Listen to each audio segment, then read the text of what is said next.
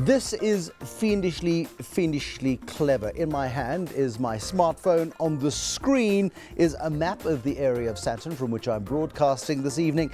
And there are 4 Uber cars. One of them could be here within 3 minutes to pick me up should I simply push a button. It's a remarkable innovation that is causing havoc around the world. Certainly, if you are a metered taxi driver or you are somebody in public transport, the threat of Uber is significant. From France to Joburg and Cape Town, lawmakers and regulators seem to be gunning for the new cab service operator. Uber's created a new innovation in the world of transportation, upsetting not only the apple cart, but throwing the baby out with the bathwater and every other little old saying that you could think of. Taxi drivers don't like it. Well, traditional taxi drivers don't like it, and they're getting very, very cross. This is Tonight. I'm Bruce Whitfield. Tonight, I'm joined by Alon Lits, who's the general manager of Uber Sub-Saharan Africa. He is in our Cape Town studio. I'm assuming you're there, Alon, because the city of Cape Town so far this year has prevented 200 of your vehicles operating. Is that what you're there to try and sort out? Hi, Bruce. I'm actually here for a media briefing which we held yesterday with just some media representatives in Cape Town, but yes, to discuss the issue of impoundments that have been happening since January. Why do you keep making authorities around the world so cross with you, Alon? In Cape Town, they're furious with you, and authorities around the world are taking a look at the Uber business model and beginning to wonder whether or not it's a step too far when it comes to public transportation. I think the fundamental issue is that people don't like change.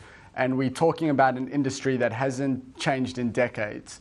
And Uber's come along and we're disrupting things. We're trying to improve upon that existing industry and make it work in a more efficient manner. And there's bound to be pushback. Now, why is there pushback? This is what I don't understand. Is it a transport lobby group, the vested interests, the guys, for example, who operate out of the front of the Gautrain station in Johannesburg, who will give you a 1,500 meter or a 2 kilometer ride for $150 and wonder why you get cross with them when Uber you can do it for 20 or 25? So I think an important point is that a large number of existing transport operators have partnered with Uber across all cities, and they don't see Uber as something which is taking away their business, but is rather complementing their business. They can continue to operate in the way that they did before Uber launched, but when they have downtime, they log into the Uber application and they can maximize their earning potential. That being said, there is a small number of operators who do tend to make quite a lot of noise because they want to hold on to the power that they hold over the industry. And in most cases, these are the larger fleet operators who, to a large extent, exploit owner drivers and don't give them the ability to really maximize their earnings. Whereas on the Uber platform, as an owner driver, you manage your own time. You can build a fleet of cars, not by investing in a dispatch system, which has been a huge barrier pre-Uber's launch, but by using technology to more efficiently run your business. Now, all of the Uber drivers I've spoken to, and I've used Uber a number of times, have all worked for companies. They've not been individual owner operators, all of them driving somebody else's car, but utilizing the Uber platform. Are we really creating a new generation of entrepreneurs in South Africa? We're simply providing an alternative outlet for taxi companies.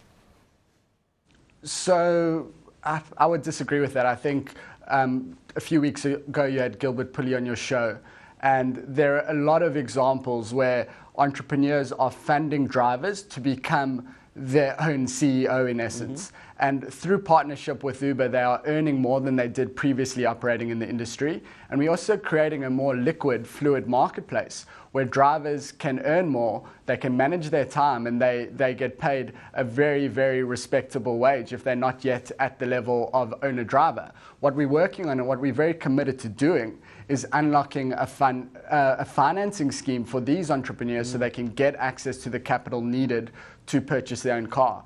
I think what you have to do is you've got to change the credit mindset in South Africa. If you look at an individual driver working for someone who owns a car and you see their gross earnings on a weekly basis, they could be earning up to 8,000 Rand per week. But if you look at their bank account, they're only getting paid a portion of that. And a traditional bank would look at this individual and see that they're only earning 1,500 Rand per week, but not taking a view on that 8,000 Rand, which they could be earning if they had access to their own vehicle. And what we're working on is unlocking a solution which provides these entrepreneurs with access to financing. City of Johannesburg wants tighter regulation on Uber. What sort of regulation do you comply with currently, and what additional regulation could they possibly want to impose on you? So I think an important point to note is that all partner drivers that we work with have professional driver's permits. We looked at the system to apply for a professional driver's permit, and we actually realized it wasn't good enough for us. So we instituted additional criminal background checks to make sure that we only partner with the safest drivers on the road. In addition to that, all drivers have to provide comprehensive vehicle insurance, that's commercial insurance, as well as passenger liability, public liability, and third-party liability insurance. You're doing a very good job of promoting Uber, but you're not tackling the issue as to why the City of Johannesburg wants you regulated. If you're so much better than the existing operators, why does the city feel the need to nail you? So it's very difficult for me to speculate on what regulation the city has in mind. They haven't provided any colour on what they're looking to institute. We have had very positive engagement with the City of Johannesburg, where we've demonstrated the ability that Uber has to transform job creation in South Africa. We've shown the need and the demand for the product across riders, and we've shown how Uber can actually, for the first time, create a real alternative to car ownership in Johannesburg. And the city definitely sees that benefit. I think to a large extent, these comments have potentially been taken out of context. And we see it as positive engagement. I think there's a misconception in the market that Uber wants to partner with illegal operators. That's not the case. In every city where we operate, we've been determined and working hard to unlock a route to licensing for all partner drivers. So we welcome it. We see it as a positive step by the city in embracing innovation. If you look at the current regulatory framework, it was written at a time before smartphones were even contemplated. So it doesn't strictly cater for the way that Uber partner drivers operate. So you do have some ambiguity. So if this regulation is being brought into effect to remove that ambiguity, we'll welcome it. Yeah, and City of Cape Town, have you spoken to them as to why 200 of your cars have been impounded so far this year? That sounds like quite a vigorous level of activity for a city authority. So we have been engaging with the city in Cape Town for over a year and the province, and we continue to engage with them in a productive and proactive manner. I think it is disappointing to hear that this weekend in particular, the city chose to focus their resources on pulling safe and reliable drivers off the road who are providing Cape Towns with a safe alternative. So what excuse are they using, Alon? What excuse are they using? I mean, either you're a legal operator or you're not. If you're a legal operator, they're persecuting you. You should then be taking legal action against the City of Cape Town under those sort of circumstances, surely.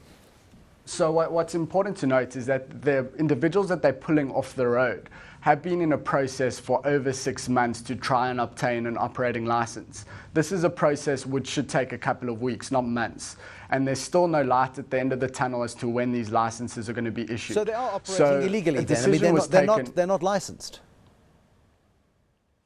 They are being shut out of the system by a broken process. Okay. These are individuals who have purchased vehicles that are providing safe and reliable transport, that have professional driver's permits, that have gone through additional criminal background checks, and they're being shut out of a system. It blows my mind to hear that any government entity in South Africa can be fighting job creation in the way that it seems that the city and the province is in Cape Town. Is it because there is a deliberate campaign to try and block Uber, or is it simply incompetence on behalf of the City of Cape Town? I'm not sure what the driving force is because it defies logic. It seems like there is some form of pressure from incumbent operators which is influencing the decision.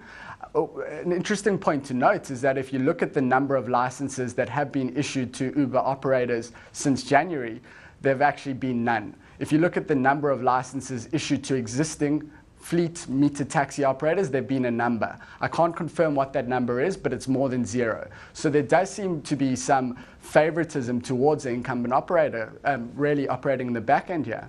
Now, okay, but this isn't unique to South Africa. I mean, there are local authorities around the world where in London, taxi drivers, the black taxi drivers there, the drivers of the meter taxis have gone completely bonkers against Uber. It's happened in France and other parts of the world as well. Controversy in India about the failure of adequate security checks.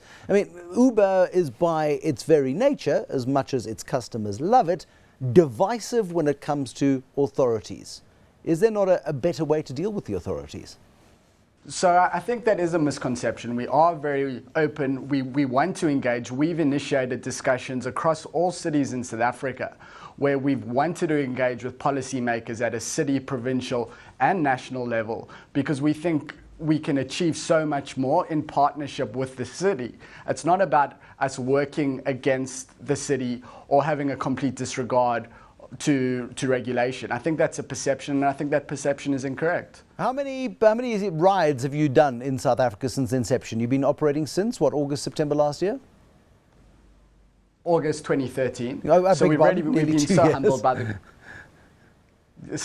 by the growth that we've experienced so far. In 2014, there were over 1 million trips booked through the platform across South Africa.